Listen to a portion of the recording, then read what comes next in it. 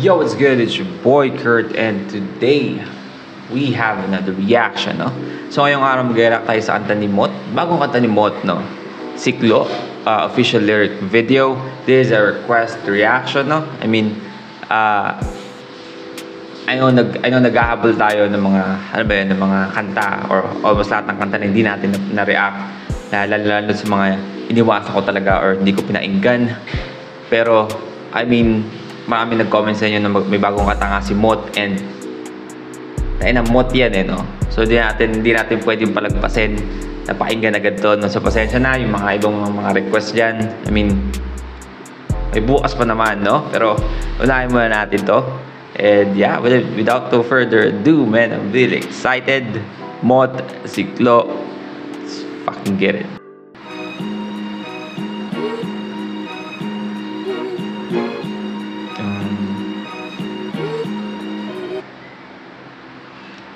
Parang may katunog siyang intro.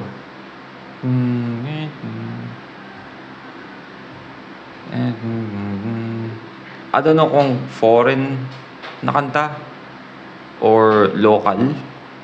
Pero may katunog siya sa intro eh. And then, wait natin.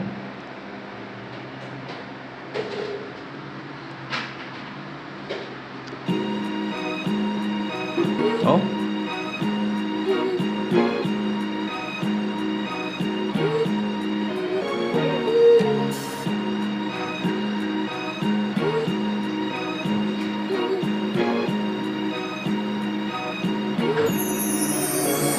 Panibagong araw para sa bagong luwal.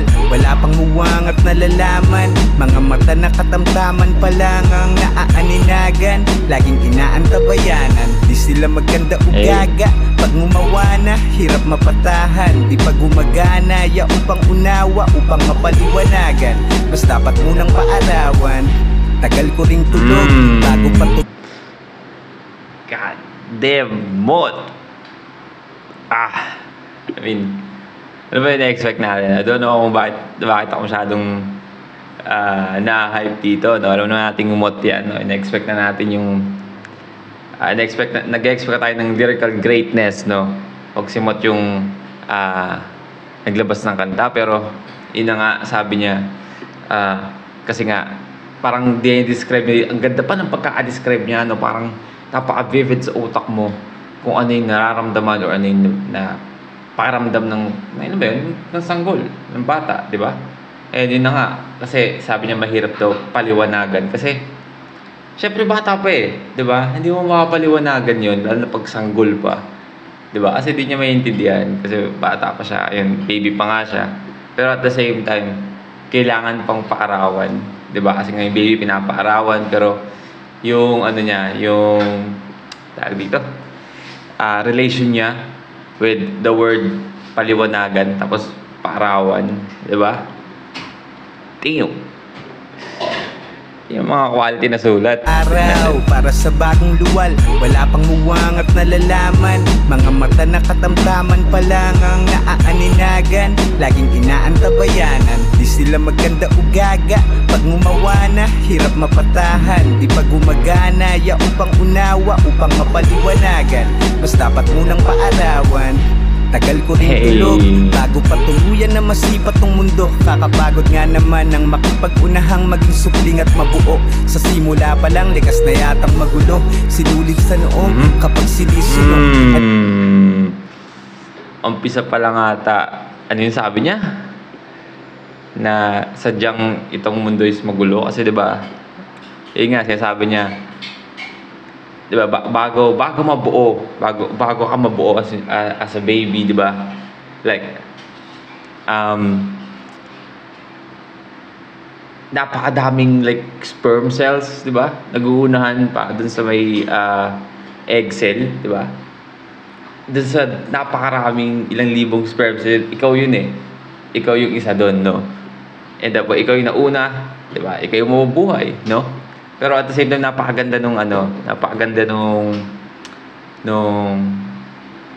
tawag ito? Nakalimutan ko yung salita yung pinagkapareha, no?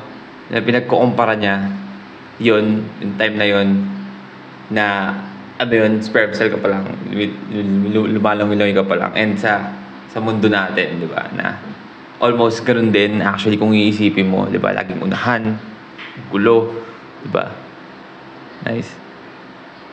Araw para sa bagong luwal, wala pang muwang at nalalaman. Mga mata na katamtaman pa lang ang naaaninagan. Laging inaantabayanan, di sila maganda o gaga. Pag ngumawa na, hirap mapatahan. Di pa gumagana, yaong pang unawa upang mapaliwanagan. Mas dapat munang paarawan. Tagal ko ring tulog bago pa tuluyan na masipat tong mundo. Kakapagod nga naman ang makipag-unahang maging supling at mabuo. Sa simula pa lang likas na yatang magulo. Sinulit sa noo kapag sinisinok. Ano mo'y simbolo na halos butas ng karayom din ang aking nilusot. Ngayon kalinga nila ang siyang aking pahinga na sinusulit ng husto. Masungit na sumpong sa panahong nag-uusbunga na ang mga ngipin. Hinaharot na agad mula pagkagising at kung sanang naisip. Palayaw nila sa akin, dala ng panggigigil. Alam na rin ang kasunod. Pag lusog ko ay binate, dapat may pera usog. Sa mga unang hakbang, ilang ulit na subsob. Pampalubag ng loob, kasama daw sa paglaki ang mauntog.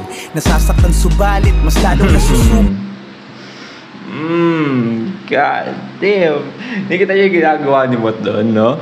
Na kung paano niya de-describe yung, alam mo yun, yung parang paglaki ng baby. I mean, first of all, man, kailangan natin i-appreciate kung paano niya kino-construct yun. No? Diba? Kung paano niya kino-construct yun in detail na hindi, ano, para ba sabihin to? Yung parang hindi, maraming pang pasikot-sikot. Like, yun, ina-explain niya mismo. Tapos nag-rhyme. Diba? And, ayun na nga. Yung I don't know kung this is a reach, no, pero ang ganda lang nung parang at the same time yung ina-explain niya kung alam mo yun yung paglaki, 'di ba, ng baby, and merong parang yung mga hugot, no, na relate mo sa sarili mo sa buhay mo in real life, like yun na nga na normal lang mauntog ganyan sa buhay, and you know, kada hakbang mo normal lang madapa, di ba? So umpisa, like ang galing nun. Alam na rin ang kasunod. Pag lusog ko ay binate, dapat may pera usog. Sa mga unang hakbang, ilang ulit na subsob. Pampalubag ng loob, kasama daw sa paglaki ang mauntog. Nasasaktan subalit, mas lalong nasusubok. Gumapang at kumapit, san man mapatukod. Gabay para matuto kung paano ibalanse mga binti kong gamit hanggang sa humarurot. Tila di ba? I mean, parang ginagamit niya yung ginagamit niyang example, yung, alam mo yun, yung milestone or yung mga skills ng baby habang lumalaki through the years. At the same time, parang binibigyan ka niya ng ng hugot na ma-relate mo sa buhay mo ngayon, 'di ba? Na kailangan mo tumayo sa sarili mong paa para matuto kang bumalanse, no? Damn, boy! Galing. Umayo pa bulusok, ulit na binabase sa bilang ng puyo ko. Kita rin sa dami, naggalos sa aking tuhod. Dala ng sinasabing katigasan ng ulo. Maglaro lang lagi, walang pakisagutom. Basta makasali, asarin man pagburot. Biglang tatawagin, mag-aamok sa utos. Tulog sa tanghali, para sa akin bangungot. Damn, no? Pero ngayon yung tulog sa tanghali, parang pahinga na para sa inyo, no? Pero, yeah, I mean, nakita nyo, kaya siklo, no? Nasa ano na tayo, wala na tayo sa baby or sa toddler stage, doon tayo sa bata na talaga, no? Ang galing kung paano niya, alam mo yun, yung yung pag-progress nung storytelling, no? Detail by detail, no? Quality na sulat. Naiiyak nung hinatid sa unang araw ng klase. Naninibago at apag pang makibahagi. Hanggang sa manlimahid ng uniforme sa dumi na siya na rin magsasabi kung gaano ba kaligalig. Di naglaon, naging maayos at nagkaroon din ng panlasa sa pagbabaro naging magarbo sa pinupormahang pantasya. Dahan-dahang lumuswa ang pagnanasa, Bibinataan na. magbabaon pa ng mas maraming sala na kadalasang nagmumula sa tukso ng pakikisama. Panibagong araw, panay Peer kabulustugan, pressure. kala mo lahat ay nalalaman, kapuso ka na siyang ugat ng kasalanan, mapariwaraman, laging inaantabayanan. Di sila maganda ugaga, pag gumagala, di malaman kung nasan, hanggang lumala, madalas yung umaga, masaya. Napansin niyo yun? Umulit, di ba? Yung parang laging inaantabayanan, di ba? Tapos parang di sila magkadaugaga kung, alam mo yun, kung nung, sino sa pag-aalala nga sa'yo, same way na ginagawa ng parent ng baby ka, di ba? So, I mean, parang nakikita ko na yung picture na pinipaint niya dito, no? Pero, try natin. Puso na siyang ugat ng kasalanan, mapariwaraman, laging inaantabayanan. Di sila maganda ugaga, pag gumagala, di malaman kung nasan, hanggang lumala, madalas inuumaga, masaya pang sinasayang ang panahon ng kalakasan. Ang hina ko sa'yo, ilan lang sa salita na madaling nagpatango, pakitungo'y tinimbang, kaya puro pabigat naman ang That's real fucking talk, no? Ang hina ko sa'yo, mga kataga na, nga, sa akin ay nagpatango, di ba? Kasi parang, pag sa mga tropa-tropa, di ba? Minsan kahit hindi ka naman talaga 100% pumapayag, no? Sa gustong gawin o gustong mangyari, no? Pero pag sinabihan ka, men, ang hina ako naman sa'yo, no? I mean, dahil ayaw mong mapahiya sa mga tropa mo, puta, napapatango ka na lang. Ang ganda nung pagkaka-construct niya nun. And buo niya ng linya na yon, no? hanggang lumala, madalas inuumaga, masaya pang sinasayang ang panahon ng kalakasan. Ang hina ko sa'yo, ilan lang sa salita na madaling nagpatango, pakitungo'y tinimbang, Okay. kaya puro pabigat naman ang sermong natamo, naging mas malapit pa kung saan pinapalayo. Ako sa'yo, ilan lang sa salita Alitin natin yun. na Putang madaling galing nagpatango, pakitungo'y tinimbang, kaya puro pabigat naman ang sermong natamo. Ano sabi niya? Tinimbang ang Umaga, masaya pang sinasayang ang panahon ng kalakasan. Ang hina ko sa'yo, ilan lang sa salita na madaling nagpatango, pakitungo'y tinimbang, kaya puro pabigat. Yun. Pakitungo'y tinimbang, kaya puro pabigat yung sermon. Kasi, yun nga,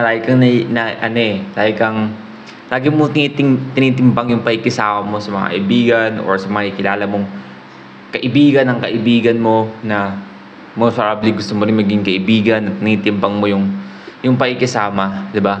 Kaya minsan kahit bawal or pinagbawalan kang gawin or parang hindi pwede, pero dahil sa paikisama, no, tatanggapin mo na lang yung bigat ng sermon sa'yo pag uwi mo sa bahay. Kasi, yun nga, dahil sa paikisama mo sa mga kaibigan mo. Pero at the same time, yung tinitimbang, tapos yung nagiging pabigat, di ba? Kasi pag tinitimbang, di ba? Nakita mo kung mabigat or hindi. Timbang. Hanggang lumala, madalas inuumaga, masaya pang sinasayang ang panahon ng kalakasan. Ang hina ko sa'yo, ilan lang sa salita na madaling nagpatango, pakitungo'y tinimbang, kaya puro pabigat naman ang sermong natamo, naging mas malapit pa kung saan pinapalayo, sa gimik at lango, sarili bilanggo. Naging mas malapit pa kung saan pinapalayo, di ba? Kasi yun na nga,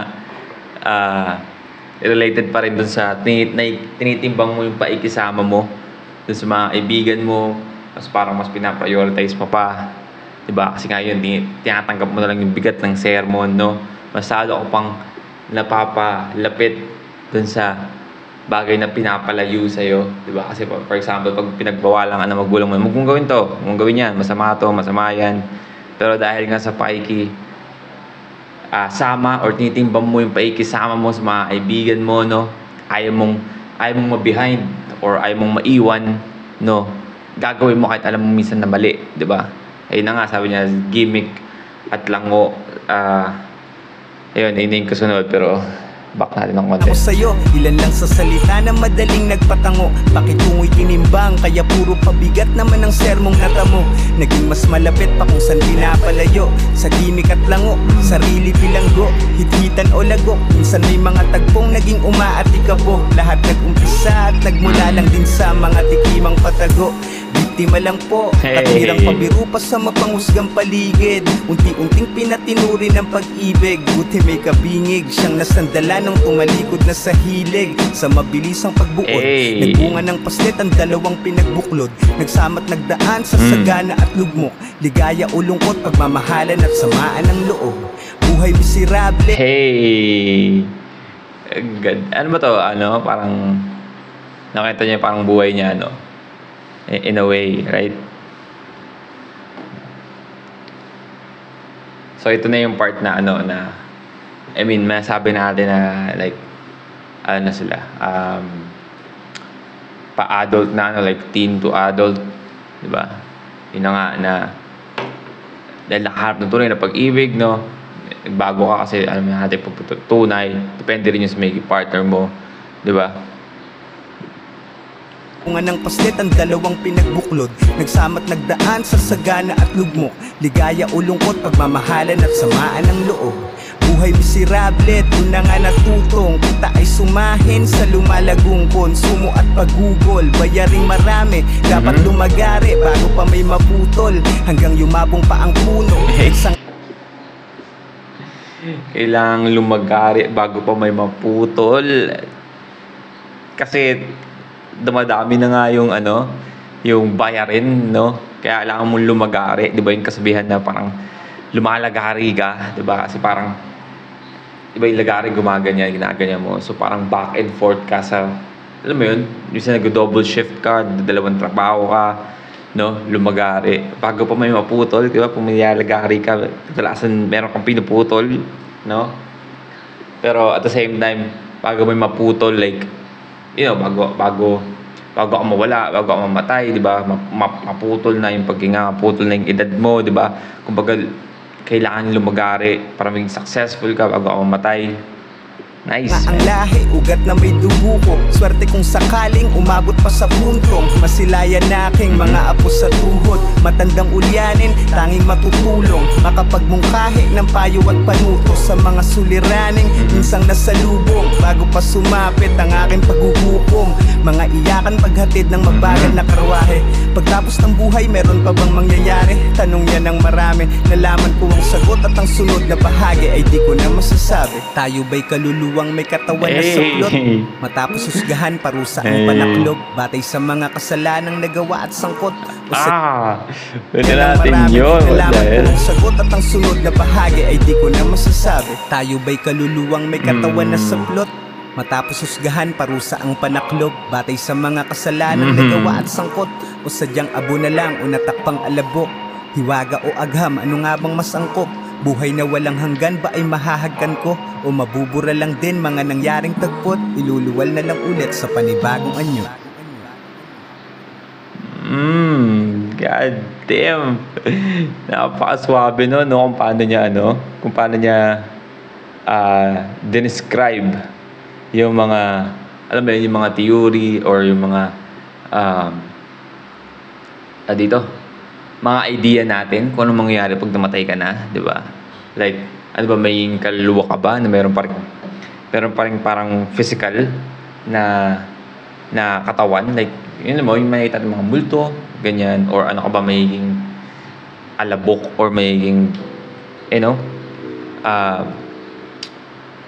tawag dito, parang magiging ano ka na lang, alabok, ganun.